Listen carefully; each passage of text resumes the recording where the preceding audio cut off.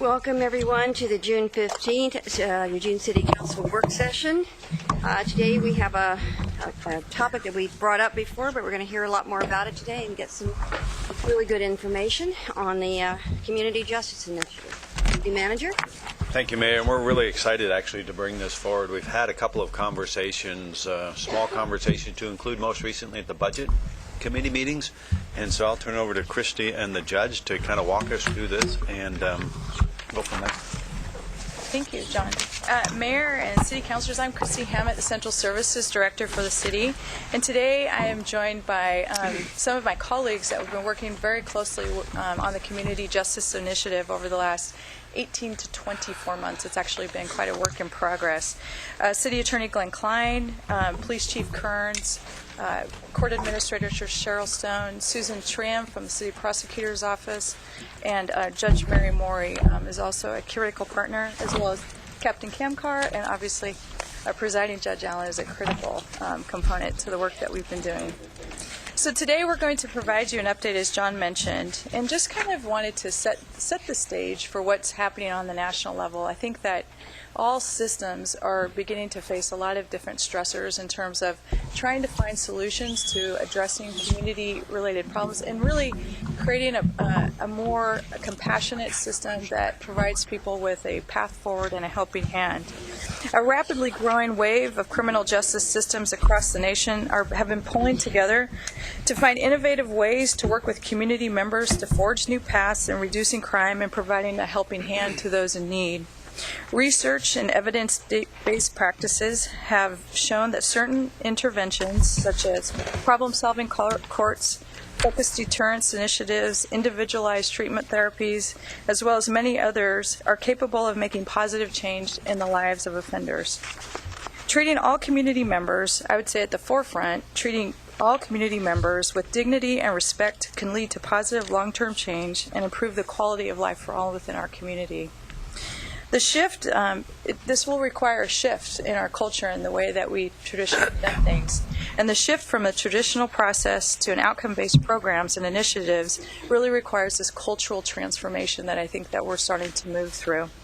Today we'll provide you with an overview of the shifts and changes underway in our municipal criminal justice system. So briefly is an overview of our agenda today. We're going to provide you a quick update on sort of the overall system and what we've been doing to address some of the changes there. And I believe everybody has a copy of the slides that we're using. Great. And we want to talk a little bit about the objectives that we've accomplished, how we've been working collaboratively to better serve the community members, and steps that we're taking to build a better understanding of our current system stresses and different programs and how we're using them, and proactively working to manage that. Judge Allen, I guess I'm kind of the opening act, if you will. Judge Allen and Captain Kamkar are the main event in terms of the presentation that they'll be providing, which will provide an overview of the site visit to the City of Spokane and the work that they're doing with their community court program, as well as what we plan to do moving forward with some grant dollars that we received. At the end of the presentation, we'll leave plenty of time for you to ask questions and provide comments and potentially thoughts and ideas. So that the next slide includes the makeup of all the community justice team members. And one of the community justice team initiative was formed from a strong desire by all municipal justice partners to make all City of Eugene municipal justice partners to make a difference in the lives of community members facing various life challenges. And I think that what we're looking at doing is helping people where they are today, providing different paths to doing things differently. And what I would say is that we've really approached this as a system-wide process. And so I think about the overall umbrella. If you think about police services, city prosecutor's office, municipal court, court-appointed attorneys, service providers, jail services, and of course the community members that we serve, the businesses, and all the folks who really make up this entire system that we're talking about. And there's need to stay in close contact with all of the partners so that we're working cohesively to find solutions. At times, I think that we're challenged if we stay in a siloed approach into the way that we're working to address the problems. We're either trying to address the same problem independent of each other, or we're inadvertently creating stresses on different parts of the system by actions that we're taking. So what we have found is that as a group, we're very committed to working together to find long-term solutions. As with starting any new change in the way that you're doing business, the first thing you need to do is start examining yourself and what's working for the group today. So the first step that we did in identifying solutions is building a shared understanding of the gaps and the stresses of the current system. The team identified 3 key themes.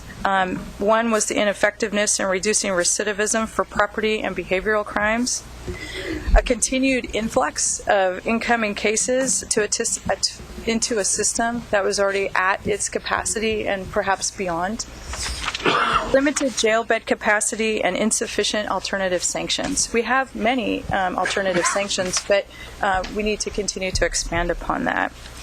The team recognizes that the current way of doing business is not sustainable or delivering the service results that we would like to see on behalf of our community. I want to point out that in your agenda item summary and attachment A, you have memos from Judge Allen, from the police chief, from City Prosecutor Susan Trium, and from the court administrator that go into more depth about the different stresses on the system. And I would encourage you to take a look at those, and we'd be happy to follow up. We're not going to be able to go into the level of detail that we'd like to on all of those today.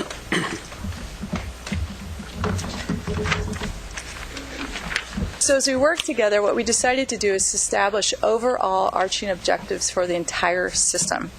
The overarching goals of the system are to address the quality of life issues by working together with community partners to weave together a basket of services to help community members find paths forward to becoming more productive members and to be well. I mean, ultimately to help people become well in terms of the challenges that they face, and to hold our most serious offenders accountable for their behaviors and actions. So what we talked about is that you really need both in order to be effective. You need to have a whole system of services that helps provide people paths forward, but you also need to hold people accountable for behavior. And so what we're trying to find is a balanced approach.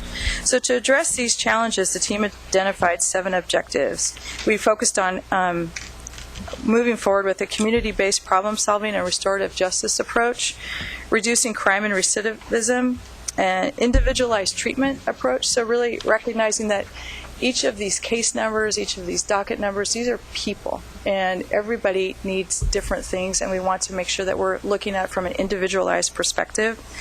We want to have a high level of cooperation and compatibility across all aspects of the system so that we can be more effective together. We want to resolve cases more quickly, involve and listen and garner the trust of our community as we move forward. A community is a big component of making some of the changes that we're talking about in terms of really understanding what the community's interests are, as well as understanding what our role can be in supporting them. Lastly, and I think that one of the most important objectives that we've identified is continuing to be agile. We're just sort of in this process right now where we're starting to shift our thinking about what the possibilities are for the future. And what we hope to do is remain as flexible within our system and our planning so that we can be adapting to different changes that come our way or different needs that face the community. The Community Justice System partners created a vision to expand the solution set that we have available today, to implement off-ramps to the traditional justice system. And I would say we talk a lot about the new things that we'll be doing, but I would also emphasize that the traditional justice system that we know today is also important, and it's also important that that's a strong component of the business services that we provide. And we also want to use the legal system resources for cases that are in need of stronger sanctions. The next two slides generally depict the same kind of information. The second slide just has a lot more detail. You heard Christy mention the off-ramps.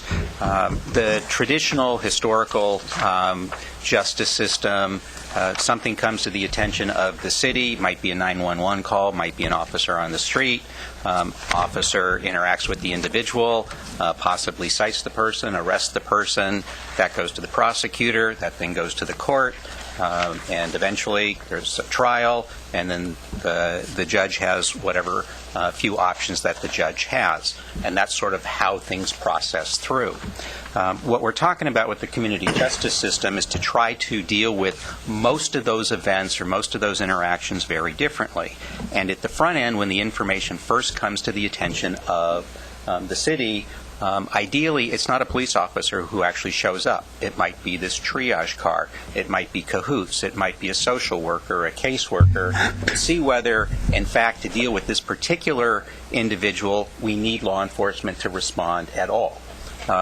The goal here is to try, when you look at this funnel, is to try to find ways to get people away from the traditional justice system, criminal justice system, to find ways to address the behaviors and help the individual become part of the community again without needing it to go to a judge to put the person in jail or threaten the person and put the person in jail. And so we have these off-ramps. The first off-ramp is let's not get the person involved at all. Let's, if possible, not even have an officer show up because we could deal with it through a caseworker or a social worker. In the event that an officer shows up, perhaps it's an officer along with a caseworker to see whether there's a way to address the behavior, to get the person involved in treatment, to get the person to go to a social service provider. If that doesn't work and it's really necessary to actually cite the individual, well, now the city prosecutor becomes involved, but the prosecutor then has the ability to talk to the individual, talk to the individual's lawyer, and figure out if there's a way to get the person into some alternative, and if so, then the prosecutor can make a decision. We're not going to actually file that case. And as long as the individual does what they've agreed on, then there is no prosecution. There's no case filed. It never goes on the person's record. If the prosecutor has to file the case, then maybe now the person is going into the community court, which Judge Allen and Captain Kamkar will be talking about in a minute. But that's what these off-ramps are. And so there's this slide which shows it generally, and then there's this next slide that shows it in a lot more detail. This slide is actually, you have a copy of it, I think it's page 15 of your packet that was handed out, that talks about what some of these off-ramps are. And we're not going to go into any of them in detail today. If you have questions about them, we're happy to talk about them later. The one that we will be talking about is when Judge Allen and Captain Kamkar start talking about one piece of it, which is the community court. So we'll talk a little bit about our progress today in terms of the overall system. What we did is we decided that we needed some more information on some of the places that we felt were stress points in terms of determining what some of the root causes of the issues that we were facing are. So we received a $50,000 grant from the National Center for State Courts to conduct a municipal court case flow. The team that was involved in that included all partners from every aspect of the criminal justice system to help us assess, kind of how the process flow is working, where are the challenges that we face. And one of the key things that came back from that study was the fact that we have some backlog issues that we need to address in order to help the system move through more efficiently. And why that is important is that when you have gaps or lags in your time from when the time the community member receives a ticket, violation, gets arrested, to the time to the resolution of that case, there's a lot of different things that can happen. And so the more time that spans, people forget information, there's not timely, swift justice that is served, or whatever else needs to happen to keep things moving. And Judge Allen has championed this effort and is working extremely hard to find ways to address that backlog so that the system can overall work more effectively. And I'll talk a little bit more about that, and Judge Allen may talk a little bit about that as well. One of the other assessments that we did is our mental health court. Judge Morey, I'm sure that many of you are familiar with. She is a champion in the community for mental health related issues. She's a strong advocate for the court and has been leading the mental health court and was really, I guess, a founder in terms of developing the program and has done an outstanding job. And what we learned as we were assessing our mental health court program is that things are going really well with the program that we have today, the cases that run through that program, but we have some opportunities. If we wanted to expand, we could maybe expand the type of cases that are going into the mental health court. Obviously, we would require different resource levels, but there are some opportunities there to build upon the strong foundation that Judge Morey and her colleagues and partners in the court-appointed attorney's office, Lane County Behavioral Health, and at the court have helped establish. Another big thing, and we talked about this just briefly a little bit ago, is the jail utilization and failure to appear study. So what we said, we took a look at is you've heard at times where we talk about, do we have enough jail capacity? Is it functioning the way that we need to? As you know, we have jail beds at Lane County Adult Corrections, and we have jail beds at Springfield. The jail beds at Springfield have some pretty strict requirements around who can be there, and we have some utilization issues in that respect because some of the challenges and the ways that we're trying to help folks that are coming through the system. What we did learn, I think one of the main takeaways for me was the FTA, the failure to appear rate. What we learned is that we had some assumptions is that there's a pretty high cost to when there's a lag time that I was referring to in terms of people getting into the court system. So say somebody appears, is arrested, they're in the jail, they don't stay in jail long enough to get arraigned, and so they're released from jail, they get told to come back to court on a date, right? Or then from there, that can be another court appearance in the future. It's easy. I mean, think about yourself and the fact that if you were given an appointment 2 months down the road and you had limited ability to kind of track all of those things, it's really challenging for people to stay current, and it doesn't set them up well for success. And so we were really examining what are the points in the system in which failure to appear rates are high, and what is the impact to the overall system and the resources that we have available. What we learned is that based upon our current failure to appear rate, the cost annually is somewhere in the neighborhood of $345,000 to $450,000 per year. And what I would say or stress is that it's not dollars that we would get back in terms of cash, but it's capacity that would be created by changing the way that we're doing things today. So that was a really critical study, and we learned a lot from that. I talked a little bit about the excellent work that Judge Allen has led with respect to addressing the court case backlog, and he and the team of people that he has brought together that include all parts of the system components have reduced the backlog by 19%. In fact, it might even be higher at this point. I know that it's a work in progress. We've launched a pilot project with Lane County Jail to resolve cases more quickly at the jail. And one of the things that I would say is that while all parts of the system have been under quite a bit of stress over the last few years in terms of capacity-related issues, one of the key linchpin points is the City Prosecutor's Office, and we have been actively working to find solutions and to help resolve some of those issues. We have added some one-time funding for limited duration and staffing levels to improve the staffing levels in the office. We have implemented a new prosecution court case management system, and they moved into the atrium to provide them better work areas and also to help them with closer proximity to the court. And we're not there in solving all of the problems and the stresses on the system, but we're doing some things. I think we're moving in the right direction.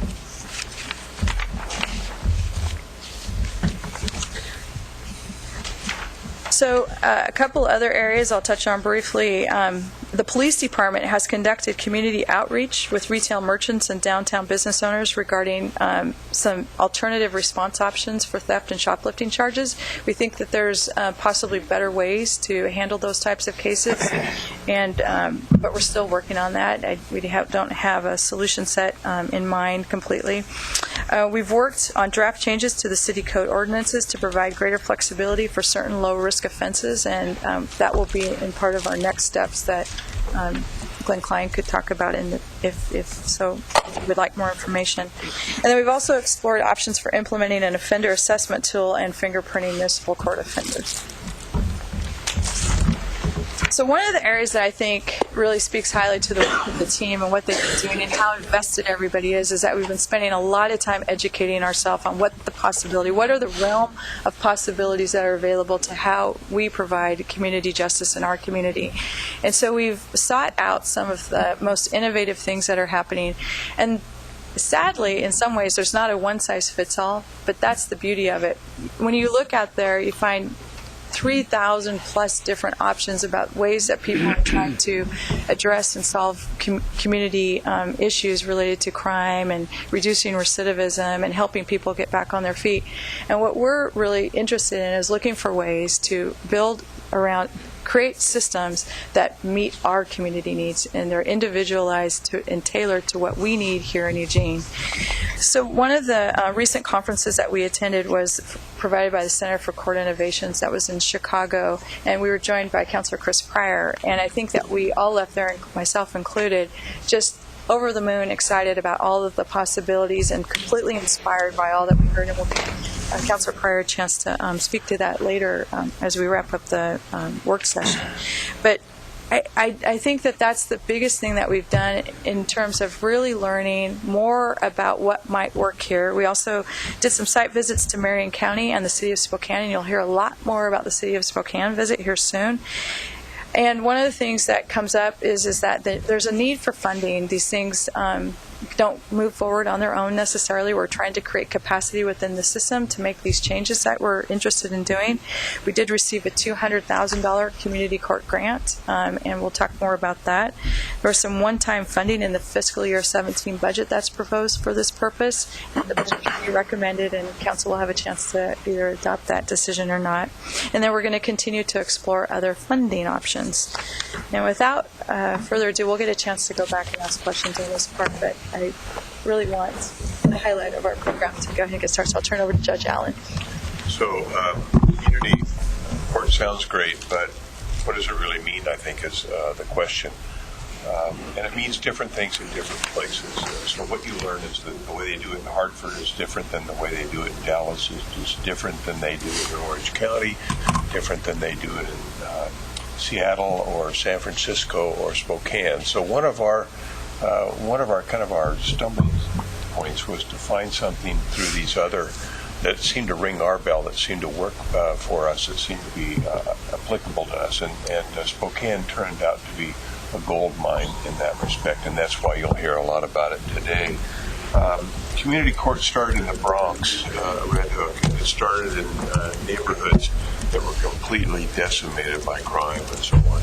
And it was a way, and what was obvious was incarceration wasn't the answer. When we went to the convention in San Francisco, the Lieutenant Governor of California came.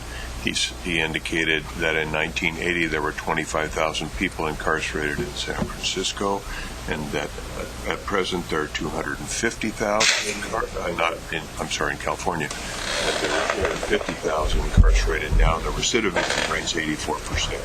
So you don't have to be a rocket scientist to figure out this is not the kind of system that's going to work.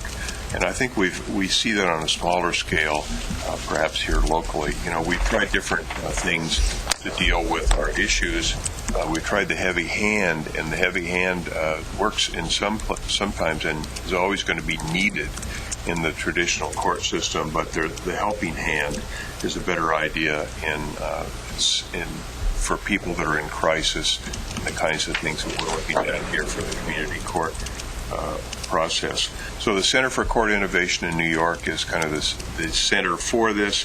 They're the people that encourage it. They're the people that set up these international conferences. They're the people that help with the grants from the Bureau of Justice, the $200,000 grant we've got. They're really our go-to mentors, basically. But when you go to these conferences, you pick up different things that you say, yes, that really works for us. So, for instance, in Chicago, I went to a spin-off group that was talking about community service. And it was very inspirational because it was local community service. It wasn't signing up down at the jail. It wasn't paying a fee at the jail. It was immediate. It was, for instance, doing it through the park, through Parks and Recreation. The person goes out with a volunteer who works. You integrate them into your community rather than as a sort of punishment. When you see the road crew out, those people aren't really being integrated into the community. That's a sanction. But what we want to do is have we want to have our own community service and a robust community service, and I think we can accomplish that. But that's one of the long-term goals that we have. So anyway, we go to Spokane. I don't know if you can see everybody. And one of the things that we learned from Spokane is that if we're going to go a different way, the people that are going to lead that effort are the people with experience. Because when you're a person that's been in the court system as long as I have, or a police officer as long as Sam or Julie Smith has been, then you've seen the dysfunction of trying to deal with certain kinds of cases in a traditional way. And so the community court system for us starts when Cheryl Stone comes to work at Eugene. She said, you might want to read this article. It's an article that she wrote. It's called Access to Justice for Displaced Defendants. And so you read that article, and you go to the section on community courts. It takes about 2 minutes to figure that you want to do that. You want to try to do that. So that's where we start, and that was our beginning point on this journey. So in terms of having experience and being committed, you have on your left Tony Rasta, who's been a defense attorney for 35 years. There's one commonality through all of this group. We're all cheerleaders for the underdog. All of us are. And that's, I think, a really important part of this kind of process. Susan Treem is a very enlightened prosecutor. She's the person standing next to me. Behind me, Mary Morey, who shouldn't require much more than to know that Mary's got a heart that's huge. There's probably no judge in Lane County that's more able to help people that are in crisis than Mary. And I think it comes from her background, but it also comes from her mental health court experience. Greg Gill is a younger guy that we're mentoring to replace some of the older people that may not be here forever. Julie Smith is a police officer she's an officer on steroids, basically. This is all about community policing. A community court starts with community policing. It starts with the officer on the street who gets out of the car and approaches a defendant and talks to a citizen who isn't a defendant, who doesn't have a charge, and says, hey, how can I help you? It may be a partial answer for the travelers. Maybe. Because if Julie is able to say, hey, do you really want to keep doing this? If you don't, we've got a place for you, we've got help for you. So that may be a partial answer, Chris, I don't know, but better a partial answer than none. And she and Sam have both done this, what'd you say, 24 years? 25 years, something like that? And then Cheryl Stone here, who, of course, started this with her article and with her passion for the court. So that's the team, and I think we went to Spokane, and we'll talk about it now, and came back very inspired. So every time you go to one of these meetings or to the right place, I realize we could do something. If there was ever a community in which you could do it, which is the one. Well, thank you, Judge. Judge Allen and I can probably spend about 3 to 4 hours with you to talk about community court and our Spokane visit. We're very excited about it, and cheerleaders is probably one way to define it.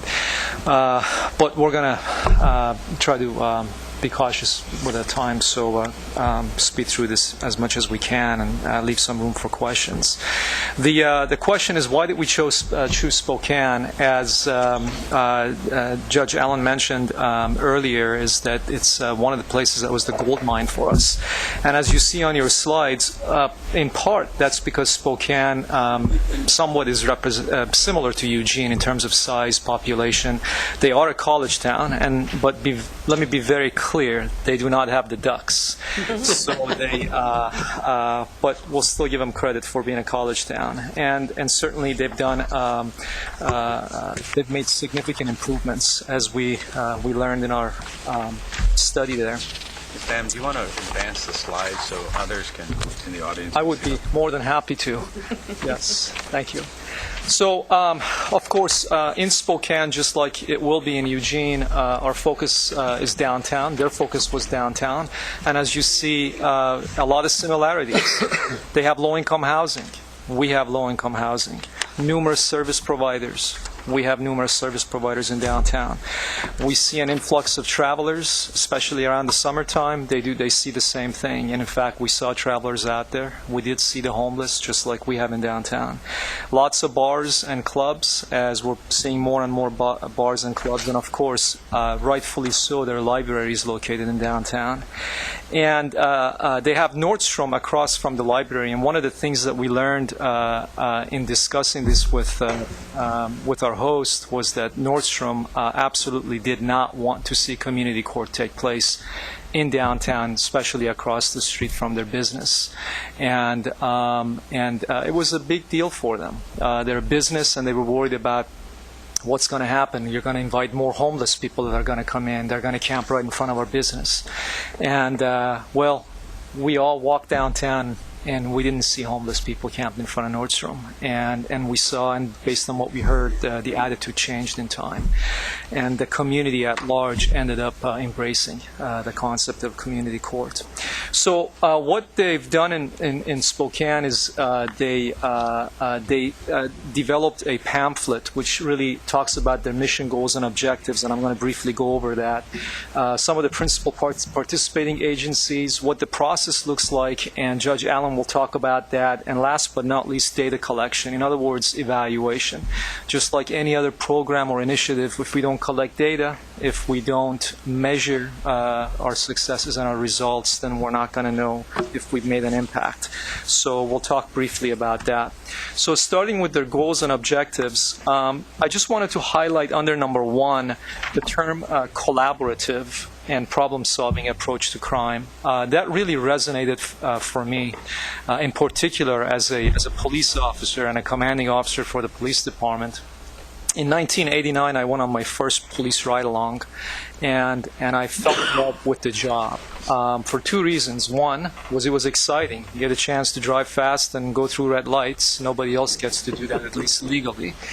But really the primary reason was the person that I rode with had an incredible passion for the community policing, and in '89 community policing was really taking fold across the country. And it was that sort of collaborative approach, problem-solving approach that captivated my thoughts. And throughout my entire career, I've been the happiest when I've had the opportunity to be able to be involved in programs where we're actually working with each other and solve problems. And that's what Chief Kearns and I want to see from our officers in Eugene. And Judge mentioned the number of folks that are here. He mentioned Tony Rasta as a defense attorney. Tony Rasta and I have battled cases together for years, and yet the 2 of us are working on the same goal and objective here. So collaboration and problem solving is a big deal, and it's an instrumental part of this. And then on item number 2, I want to highlight victims' needs for you. One of the concerns that we heard was that, well, what about the victims? What about the businesses? What's going to happen to me? And what we learned was that it was the opposite. The community court actually pays a tremendous amount of attention to to victims, whether that victim is a person or it's a business or an entity. And one of the cases, examples that they used to demonstrate that for us is how they involve people who've committed offenses to come in and work with the businesses, with the owners, with the bouncers from the bars and so forth, to find solutions about how not to do that bad thing again, and getting everybody involved. And then last but not least, increasing public confidence, whether it's the police department or the council or any of us. That's clearly a goal for all of us as public servants. So we made it up there, and the second part of it was the principal agencies. You see, you've got the court administrator. We are incredibly lucky and fortunate to have a very competent and highly skilled court administrator. She doesn't like me to put her on the spot, but she really is the person that planted the seed here with us, and I couldn't say enough good things about what she's done for us so far. Ms. Cheryl Stone, they've identified assistant city prosecuting attorney up there, which we've done that here. They're public defenders. They call for a court probation officer, which we will not have. We'll have a case manager in our case. And of course, the police department is heavily involved. They're specifically the downtown team, and volunteers and judicial officers. I want to kind of highlight the photograph of the couple that you see right there, the elderly couple. That's an example of the volunteers that we saw up there, and the passion and the enthusiasm that they brought to this endeavor. This couple here, they're retired, and they collect prescription glasses, and that's their way of contributing to the community court, is to show up every week to bring a case of glasses, and they sort of run an optometrist shop. Might be illegal, but it works, and they give glasses to people. It's the level of passion that you see out there. It's invigorating. There are eligibility criteria which are based on geographical locations and the charges, which we have. Like I mentioned, it's downtown, and ours will be downtown, starting with a smaller geographical area, and then hopefully expanding later on. And then things are based on referral, the court process. And referrals don't necessarily mean that somebody has to necessarily get a citation or be arrested before they can take advantage of what community court offers. It could very well be that I, as a police officer, may know someone and who could use community court to be able to move on and to go to the next level. And Judge Allen will talk a little bit more about needs assessments in just a second. And then in your packet, you'll see an example of what the three-tier system is and the case dispositions. And for the sake of time, we're going to skip through that for now.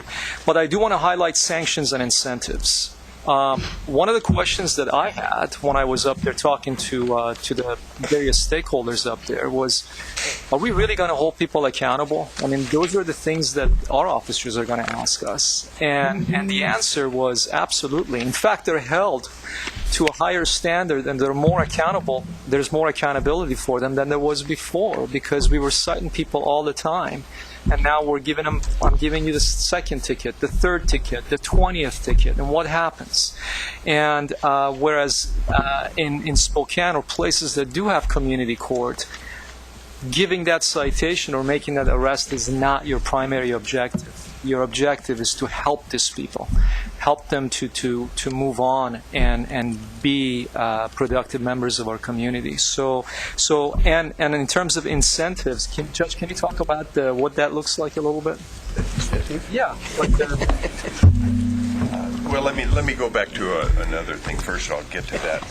The reason I wanted to go to Spokane and suggested we go to Spokane with our group was because they had a process that I wanted to see where it was an immediate link to the providers. So as soon the providers were there in the courthouse, I thought it was the courthouse, it turned out not to be, but the providers were right there, so that when you came to court, you were immediately linked to a provider rather than saying, go see Whitebird and make an appointment in the next 3 weeks and come back in 6 weeks and we'll talk about it. I mean, that kind of situation clearly doesn't work. But what we found was that instead of, it's kind of like what you've done now. You've come down off of the bench up there. You're down here. It's more informal. So the idea was to be more informal with the court, less intimidating. And so they do it in the library. They have 2 rooms, one large room, 2 large rooms really, and they have a very informal courtroom in one. There is no bench. There is no all rise, please be seated. There is no please be quiet while you call the next case. There's none of that formality. We'll show you in a moment what looks like chaos, but it is organized chaos. Spokane started in 2013. That was another thing I liked about seeing them. December of 2013, so they were relatively new. They didn't really have a template. They created it. They did it basically all by themselves with the leadership of Judge Logan, who's a very energetic, caring judge.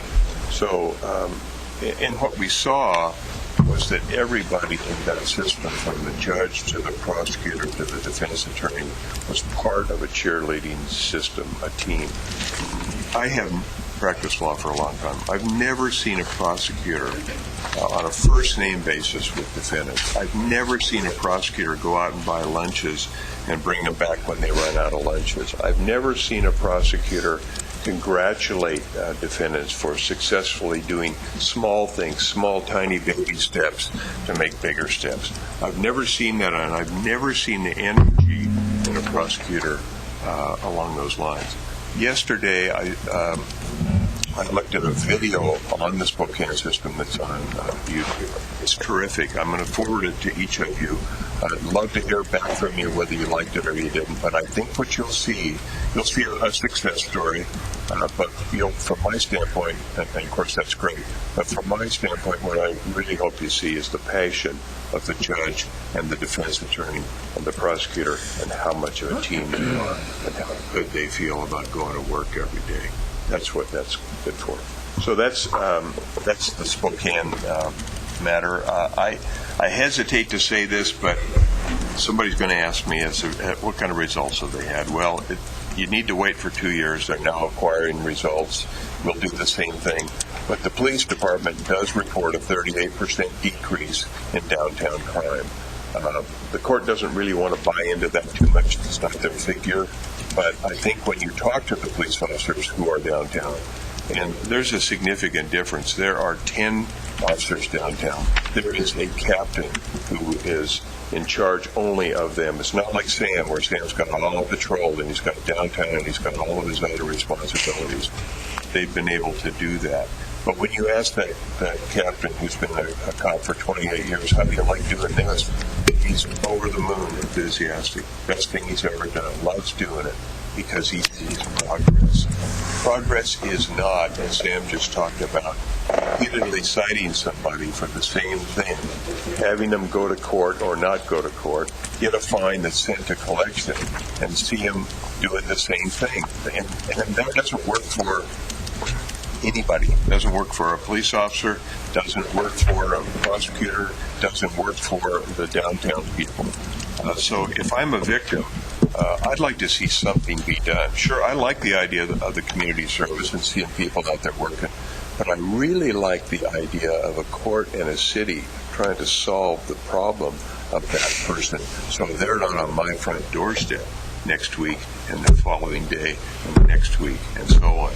I really like the idea of, as a taxpayer, of seeing an effort, a concentrated, intelligent effort to solve the problem, and that's what the community court, I think, offers. So the incentive when you come to court, everybody who comes to court has a court-appointed attorney. You have a court-appointed attorney on duty that day and a prosecutor on duty that day. The court meets once a week.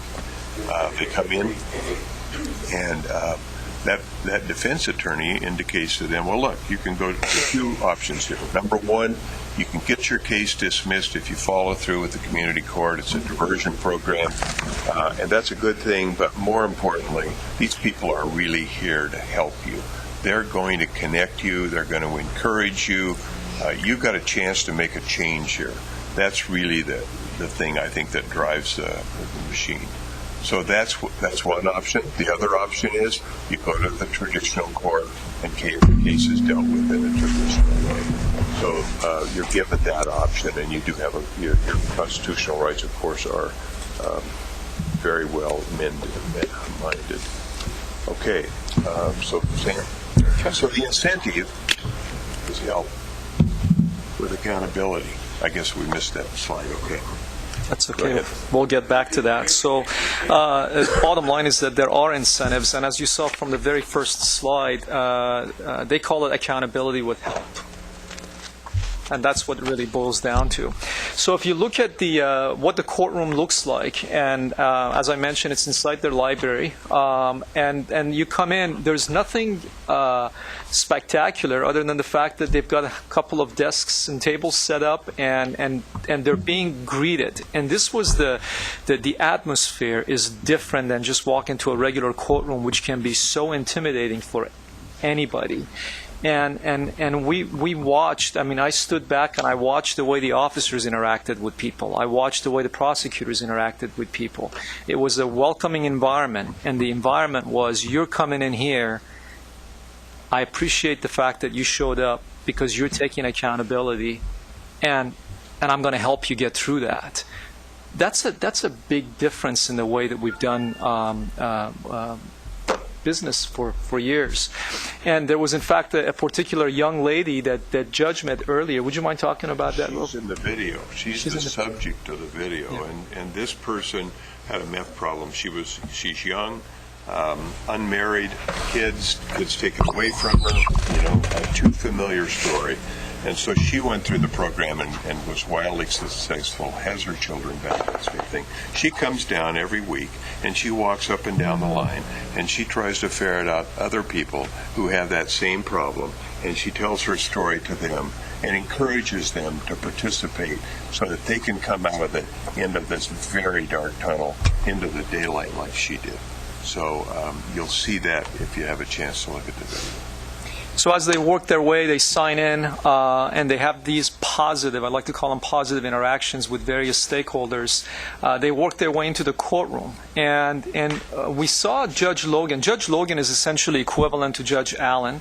Just like Judge Allen, she's a champion for this and for this program. And we saw her go to the chalkboard and write down on the wall, if you could make one step towards different direction, where would you go? Now you can imagine that Judge Logan probably has enough money in her budget to print something and put it on the wall someplace, kind of like our mission statements and vision and so forth. But she doesn't do that. In every courtroom, she takes the time to sort of get off the bench, come down to their level, and write something to them and speak to them on their level, and it was a pretty amazing scene to watch. And then from there, I'm going to slide one show. Then there's the courtroom, and I'll have Judge talk about that, and then we'll go to the one-stop shop. So when you go in the courtroom, the first thing you do is you have a needs and risk assessment. It's a new assessment put out by the Center for Court Innovation.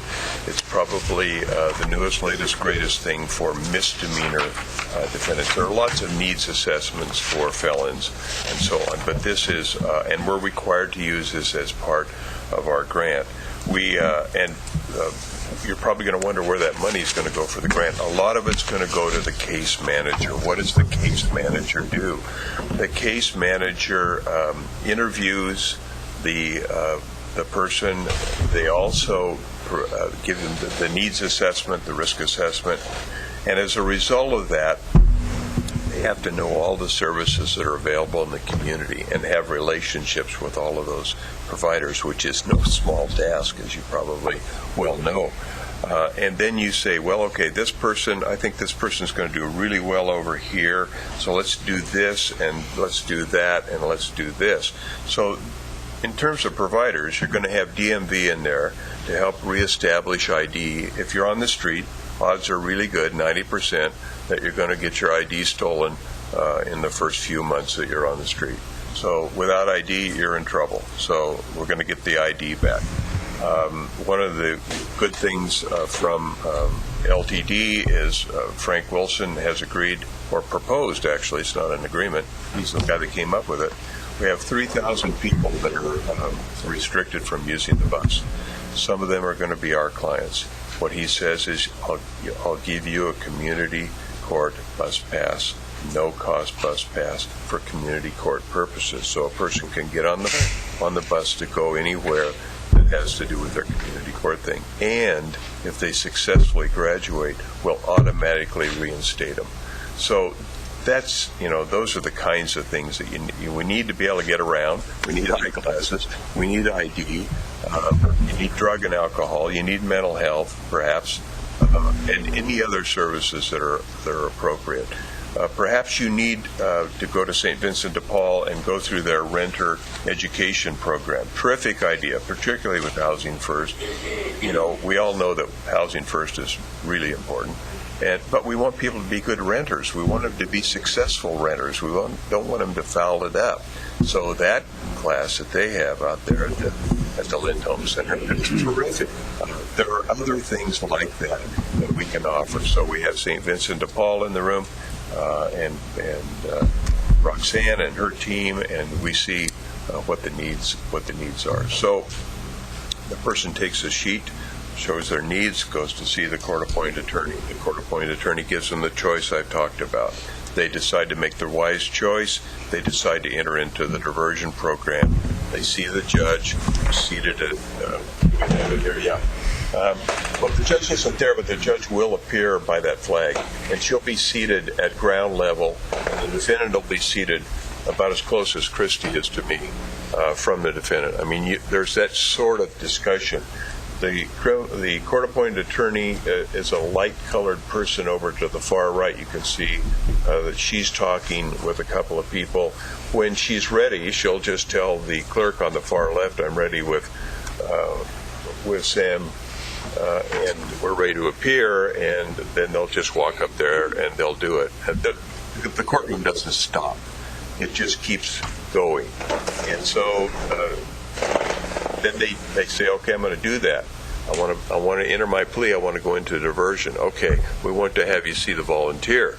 You go to the volunteer walks you to the next room and connects you with St. Vincent de Paul and connects you with DMV and connects you to Housing First or any of the other providers that you know exist in this community. We're not short of providers, and we're actually not too short of capacity. I've been encouraged by the meetings that we've been having with people about capacity. So we're not going to have long waits for services to be delivered. How does that person get to court? I see three ways that they get to court. I see first, Julie Smith says, go down to court, you'll get an assessment, they'll hook you up with needs, you don't have to have a case. So that's that off-ramp that Glenn was talking about, where you try to jump in with community policing and get them on track on a voluntary basis.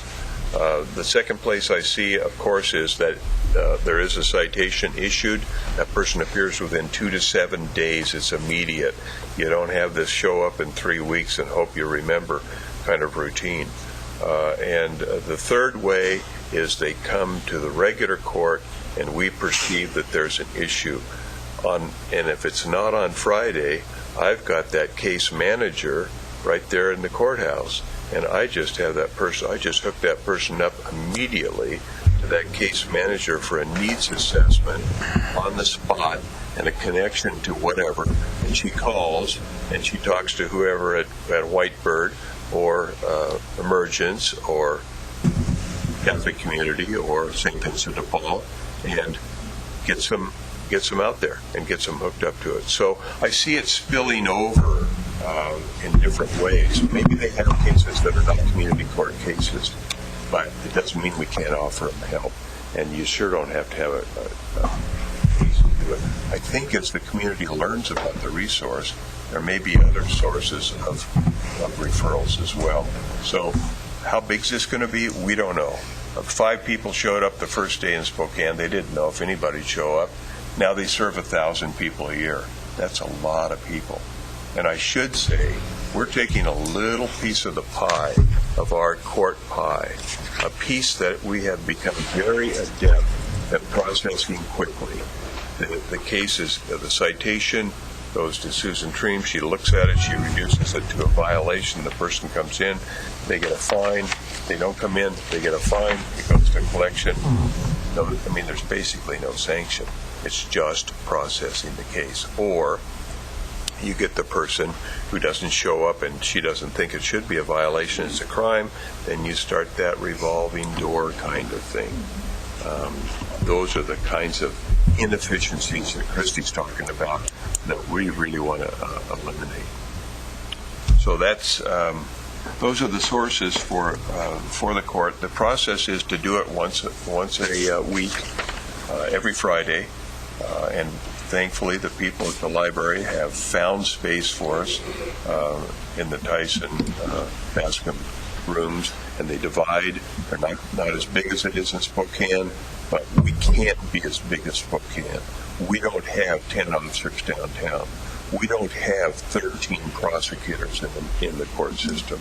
We don't have 10 in-house defense attorneys. The way it works there, they have people that are assigned to the community court that meets on Monday, and the rest of the week they work on those cases. They go together, the prosecutor and the defense attorney, to housing and see how people are doing with their housing. What's going on? How you doing? We don't have that option. So the case manager, back to that person, also has to report back to the judge, the defense attorney, and the prosecutor when that person comes back a week hence. And so they've had to get a report from the provider. Yes, they showed up. Yes, no, they didn't. Then we have to get back into the encouragement. We have to get into, re-encouraging. We have to think about small steps. We have to think about being persistent. This is not going to change like that. We are not going to change the world. We are simply another tool in the toolbox. And that's what I think we have to remember. You'll see the video. You'll love this success story. But realistically, you can all have been working on issues for a long time. You've seen small successes, large successes, but you just got to keep hammering at it. So that's what we're going to do. As I mentioned earlier, with every program and initiative, there ought to be some kind of a data collection and program evaluation. So one of the things that they highly recommended to us was that making sure that A, we have a system in place that everybody can talk to each other from a records management perspective, and B, they've partnered with Washington State University, and we need to do the same thing with a university or college to help us through the evaluation process. But really the biggest thing is that they cautioned us. They said, be careful, because people are going to want to know how successful is this on week 2. How well are you doing? It's been 30 days, and we still see lots of homeless people, camped in front of our business, what have you. How come this is not working? And they encouraged us to think long term, and they said that it really takes about 2 years of data analysis and work, because we're changing the culture of the way that we've been doing business. So we've kind of summarized some lessons learned, and ultimately one was identifying a core area. We've done that, and that's part of our grant. Making sure that we know who the top offenders or points of contacts are. Now, we've used the terminology offenders because that's what we were used to, but we need to get away from that and start referring to them as community members. We have to help some of these folks build their self-esteem so that they can take accountability for their actions. And through our data-led policing initiatives over the past few years, we've fine-tuned enough systems in place to be able to know who are the community members that are causing the most, bringing the most attention to themselves. Who are the organizations with high point of contact? We, fire department. As you know, many of the people that we come in contact with in the police department or the courts are also come in contact with the fire department. They have to transport them to the hospitals, and of course the cost associated with that. Service providers, Judge Allen and Ms. Stone have been meeting with a number of service providers, and the response has been overwhelmingly positive. And I mentioned about community members. Ongoing education and feedback, what they said was that you can't just do this today. We need to continue to educate the public and let them know about what's going on and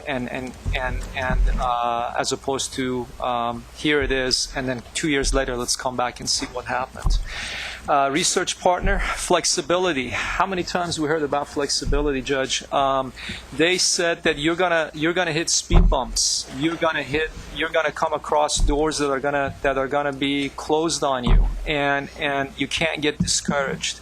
We have to, and when I say we, they says everyone, all the stakeholders have to be flexible to this initiative and recognize that that without flexibility, like any other initiative, you won't reap the same benefit at the end.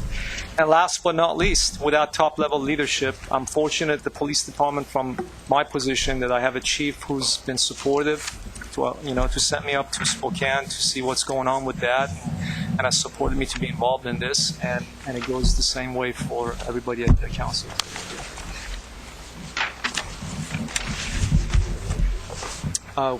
I skipped that one for the sake of time. We have a little enough time.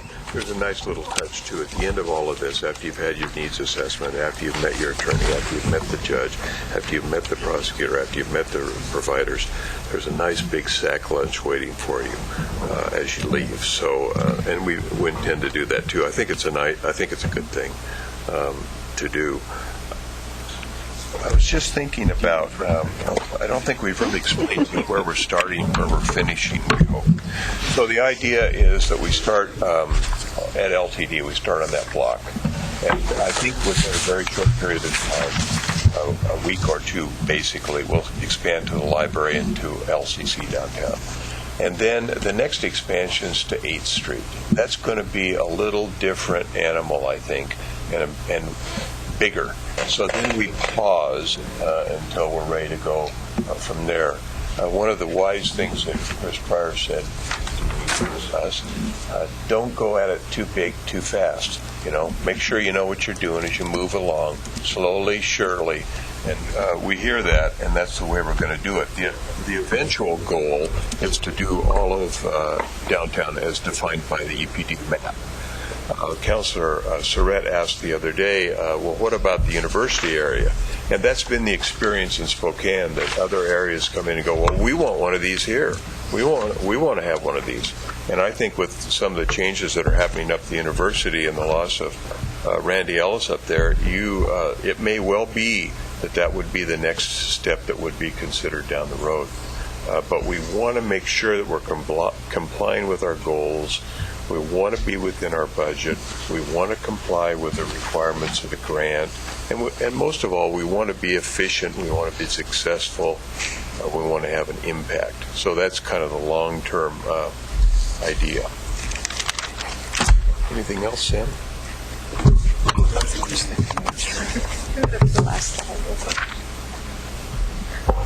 Okay, so the next steps in the process, as Judge Allen has articulated, is that we're going to be moving forward with this 2-year grant-funded community court, identify resources, bring in all the assistance needed, the technical assistance from the Center for Court Innovation, reach out to service providers, and Judge Allen mentioned that he's already been doing that, and it's been pretty successful thus far. And you mentioned that they may have a little bit more capacity and are very interested in working with us.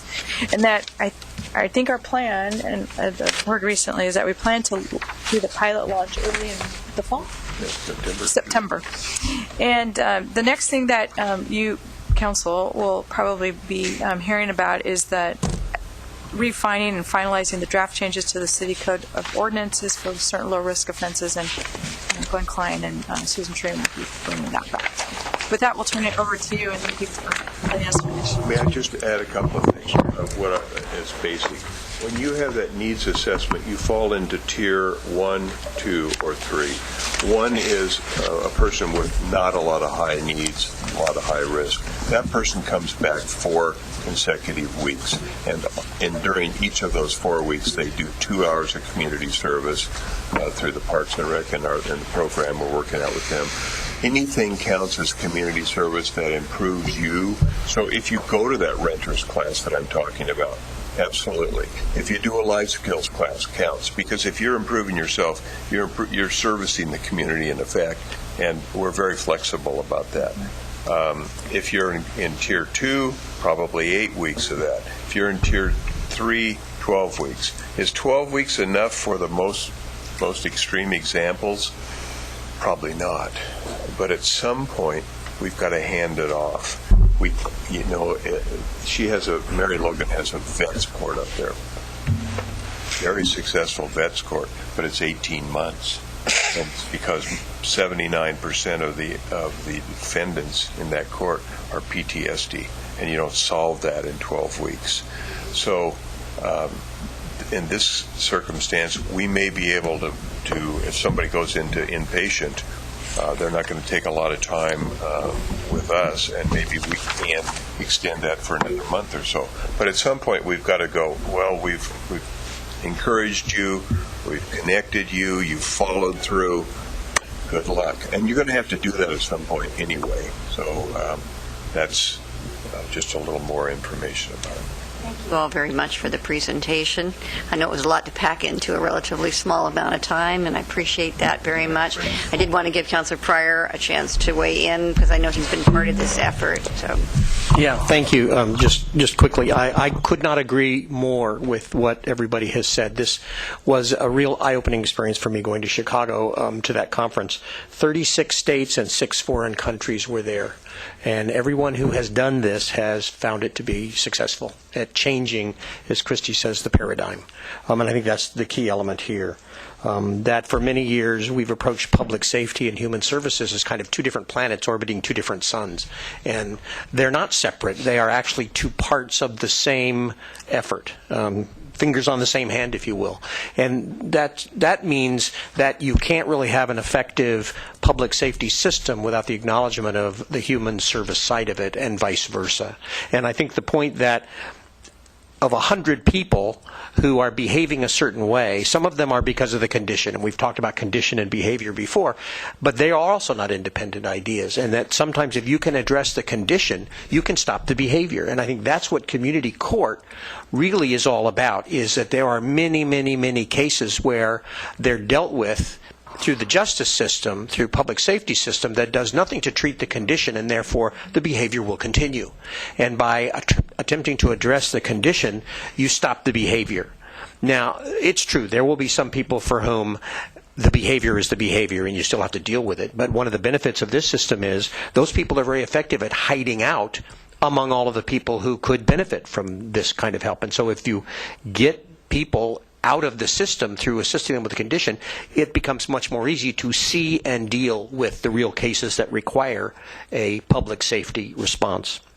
So, as Judge Allen said, and I think it's very wise, the key here is not to try to create the giant silver bullet solution that can fall over its own weight, but to look at this as something that can be very focused and very effective. I think there is a tipping point here that we could deal with, and tipping points don't have to be dealt with in terms of the size of the solution, but they have to be dealt with in terms of putting the right solution in the right place at the right time. I think that's what this is, and it really deserves our full commitment because we can accomplish so much for a relatively small amount of effort. And so if that sounds like I've drunk the Kool-Aid, I really have. I was very impressed and extremely supportive. I have Councilor Surratt and Councilor Zelenka in the queue, and I guess the comment that I want to make, sort of reinforcing what you said before that Councilor Pryor had brought up, I think the front-end approach to this is really important, and I think the important part of it is being sure we do enough to get our police department ready, that we do enough to get our social service partners ready, and that we do the right kind of work to not set up wrong expectations from the community. So how you do this front end work so that people have a clear understanding of what it is and what it isn't as you launch it, I think is a really important thing, because people will be looking at it thinking, some people, if we're not careful, would be expecting everything, and it won't be everything, and some people will be, don't know what to expect. So I think the clarity and the really being sure we're all moving in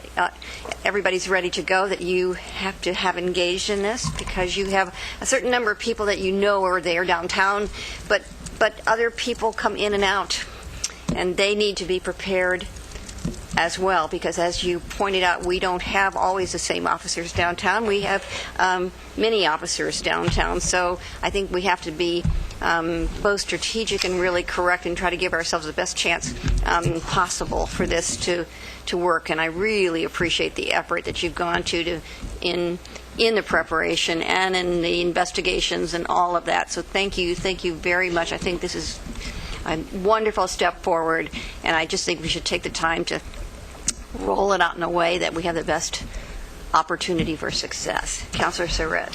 Thank you. So I had the opportunity to receive this presentation at the Police Commission meeting last week, so I got my questions answered there. So I just have some comments, and one of them, again, I just really want to express my gratitude to you, Judge Allen, for your leadership and investment in this new process and helping us establish what I think will be a new approach for us in tackling some of those chronic issues that we faced. And so I just want to say thank you again, and thank you for the presentation today. And I also want to thank Councilor Pryor for your participation and going on that trip to learn more about it on behalf of the council. I really fully support us moving to this type of systems approach that links our justice system and our human services system. I think it's a powerful and effective way to address chronic quality of life offenses. And one important point that Judge Allen didn't get to make, that he did make at the Police Commission, is that no one who's accused of any kind of violent offense will be put into this process. This is strictly for folks who are committing quality of life offenses or violations, but nothing that involves harassment or physical intimidation or actual physical assault will go into this community justice court. So I think that's important for folks to have that reassurance. I think this is a model that really represents an opportunity to address the concerns of those in the community who have asked us to look at our enforcement approach to certain crimes or violations that they frame as the criminalization of homelessness. Those advocates have pointed out the futility of repeatedly citing someone who has no ability to pay a fine, and that those unpaid tickets cause that person to face other barriers in housing and employment, which then ensures that the cycle continues.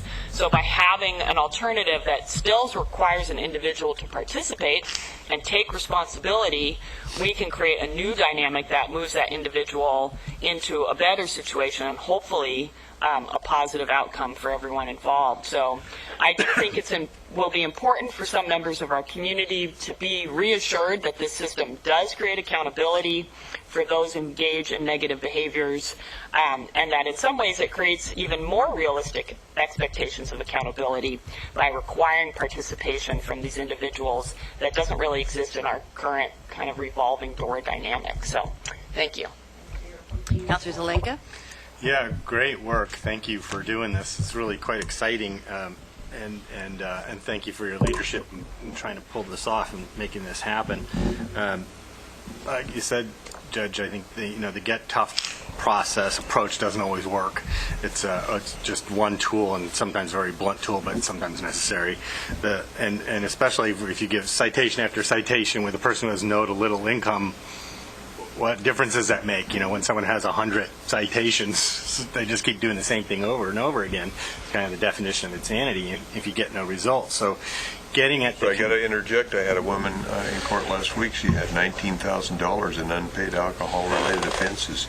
She's waiting in line for this court to start. Yeah, I bet. She comes back now and just watches court, just kind of checks in and goes, how are we doing? Are we going to be there? When are you going to start this?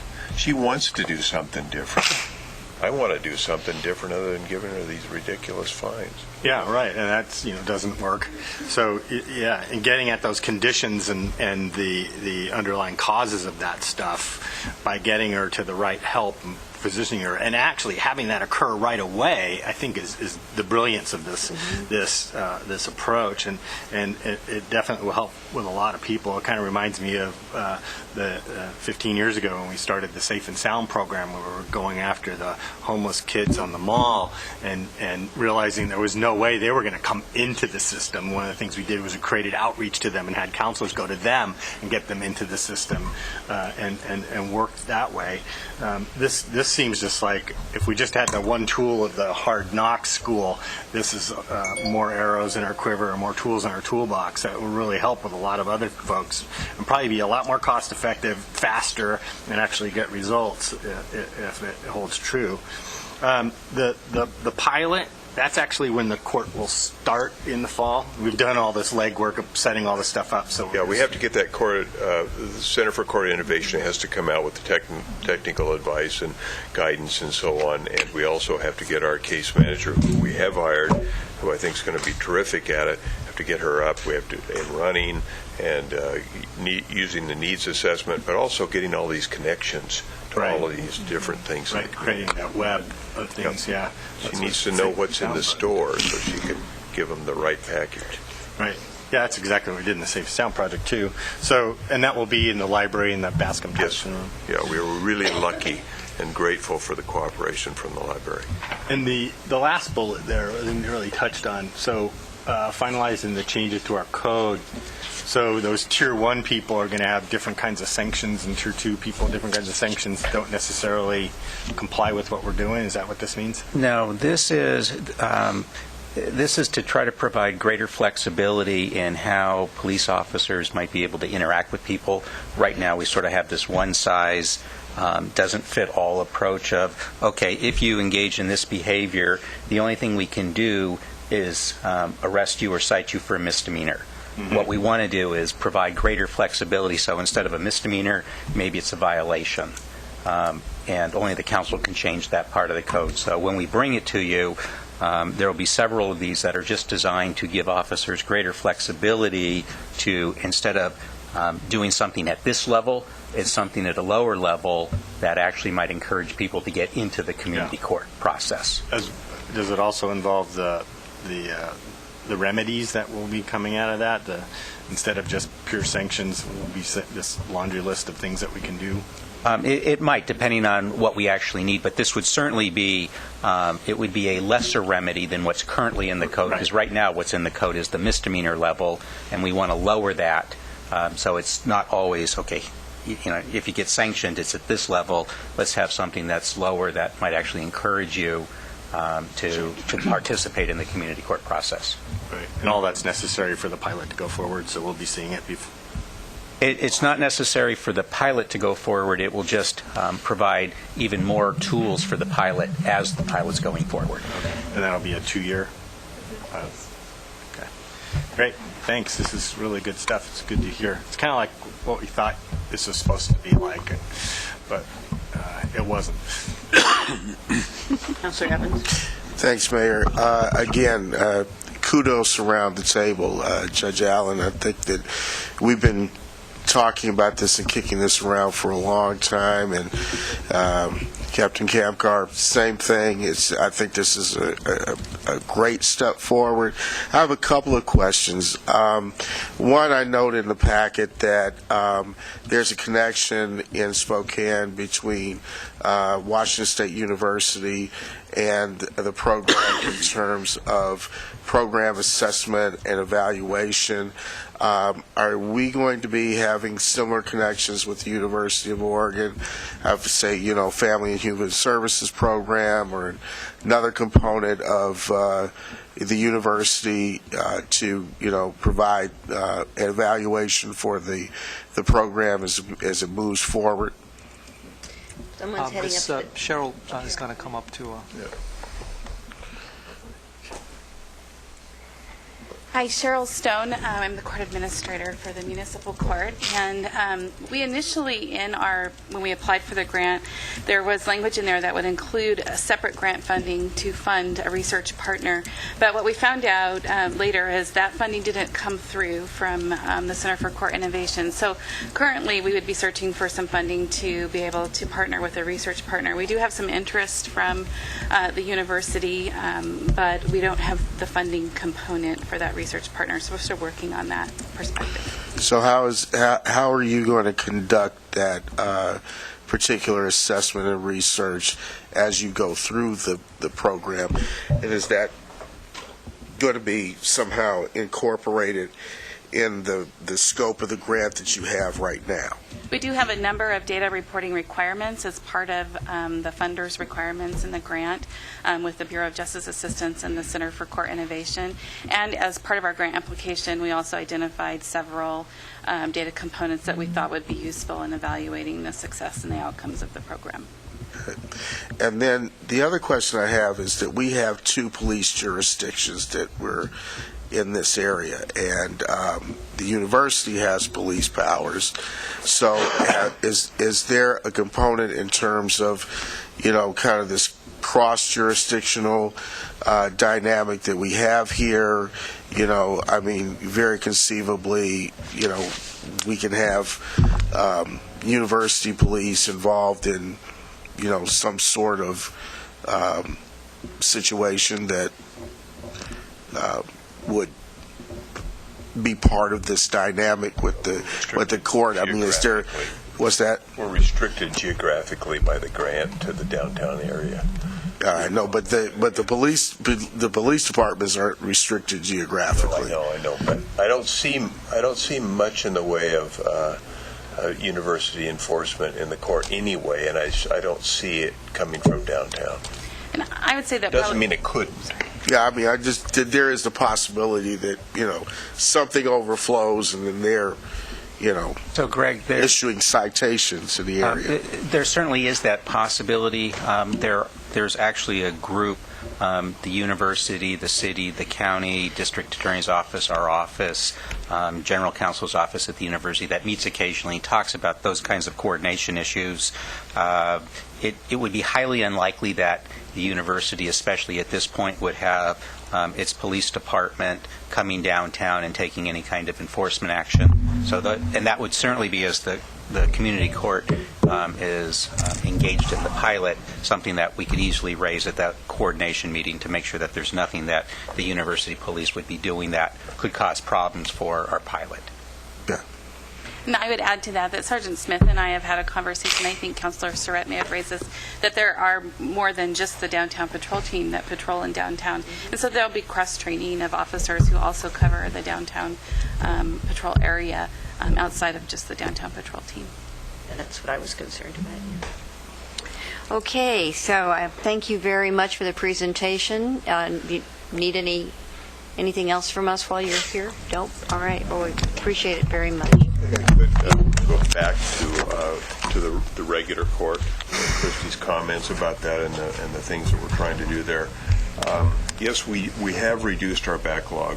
I'm the person that dismissed all those cases with the agreement of the prosecutor's office.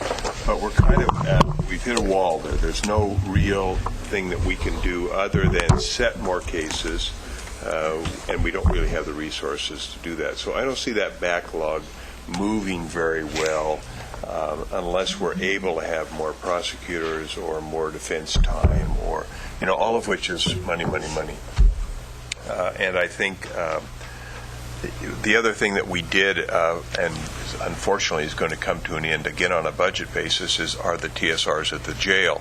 The problem there is Sam.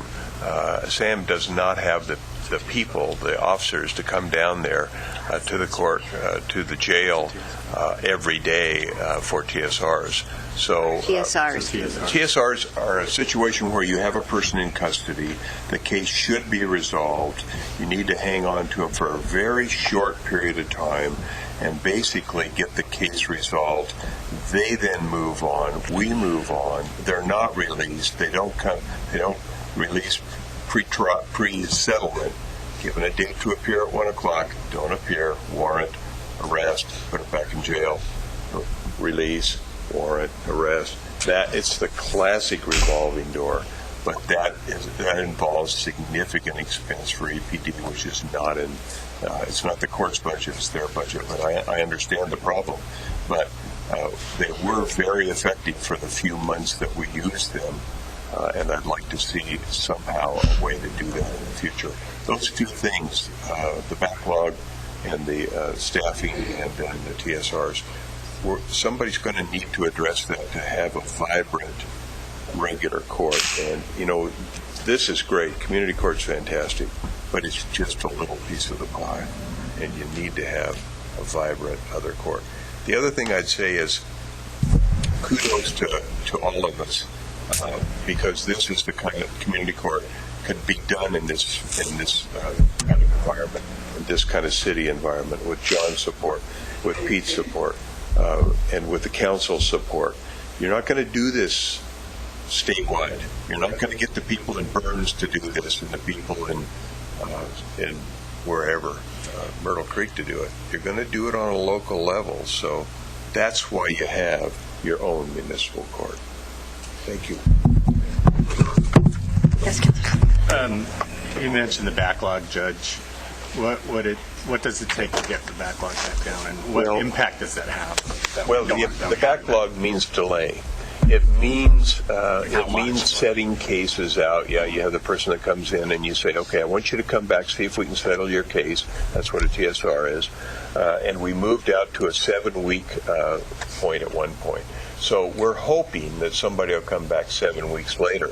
You probably get a phone call from your dentist saying your cleaning schedule.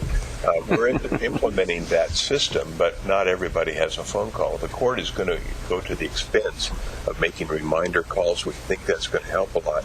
But basically, everything needs to be short. The longer you extend things, the more dysfunction that comes out. Yeah. And to alleviate that backlog. Well, it takes resources. It takes more prosecutors to handle more cases. It takes time for defense attorneys to handle those cases. So if I set 30 cases for tomorrow afternoon, then a prosecutor or 2 or 3 have to review those 30 cases. The same with the defense attorneys, and then you're going to have more time in court for the judges to deal with them and so on. But the only way I really see cutting that backlog now is either that or the prosecutor has time that she doesn't have because she's just running from spot to spot trying to keep up, to review old files one by one. I'll dismiss this one. I'll do this. I'll do that. Very tedious, time-consuming. So again, it's a resource issue. The one other resource just to add in there is if the judge actually set those 30 cases, that's very possible. You now have 30 officers who are going to need to show up, probably on overtime because a lot of them aren't working at that point. And so that's just another piece of that puzzle. So it's the judge resources, it's the defense attorney, the prosecutor, and the officers. I would just add to that justice delayed is justice deferred. I mean, it doesn't serve the people who are in the court system either. So right, and part of what we're trying to do, not just with the community court, but when Christy was talking about the community justice initiative and we were talking about those off-ramps, part of that is to set up the system so we don't have as many cases going in. Will that take care of the problem? Absolutely not. Will it take care of a substantial part of the problem? It would be nice if it did.